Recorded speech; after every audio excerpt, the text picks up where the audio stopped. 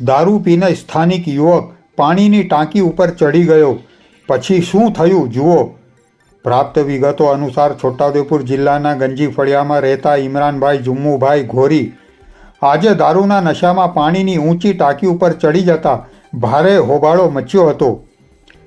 આજે છોટાઉદેપુરમાં બપોરે લગભગ 1 વાગ્યે સ્થાનિક યુવક ઇમરાનભાઈ ઘોરી દારૂ પીને છોટાઉદેપુરના સિંધી ટાઉન ઉપર આવેલ પાણીની ઊંચી ટાંકી ઉપર ચડી ગયો હતો, જેના કારણે લોકટોળા તેને નીચે ઉતારવા માટે એકત્રિત થઈ ગયા હતા, પરંતુ અડધા કલાક થવા છતાં તેને નીચે ઉતારવામાં સફળતા ન મળતા આખરે પોલીસ અને ફાયર વિભાગ ટીમને બોલાવવામાં આવી હતી, પરંતુ કોઈ પણ ઉપર જાય તો યુવક દ્વારા કૂદી જવાની ધમકી આપતા તંત્ર મૂંઝવણમાં મુકાઈ ગયું હતું।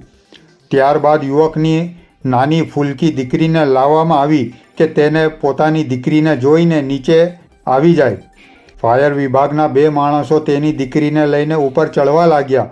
તેઓ અડધે સુધી પહોંચી પણ ગયા હતા। ત્યારે યુવકે નીચે ઉતારવાની હા પાડી, પરંતુ ફાયર વિભાગે કહ્યું કે તમે એકલા નીચે ના ઉતરો, અમે તમને લેવા ઉપર આવીએ છીએ। પરંતુ તેમ છતાં યુવકે નીચે ઉતરવાનો પ્રયાસ કર્યો અને અચાનક તેનો પગ લપસી જતા યુવક નીચે જમીન ઉપર પટકાઈ ગયો હતો। યુવકને માથામાં ગંભીર ઈજાઓ થતાં તાત્કાલિક એમ્બ્યુલન્સની રાહ જોયા વગર ફાયર વિભાગના વાહનમાં જ છોટાઉદેપુર જનરલ હોસ્પિટલ ખાતે ખસેડવામાં આવ્યો હતો, પરંતુ યુવકની હાલત ગંભીર જણાતા તેને વડોદરા હોસ્પિટલ ખાતે લઈ જવામાં આવ્યો છે।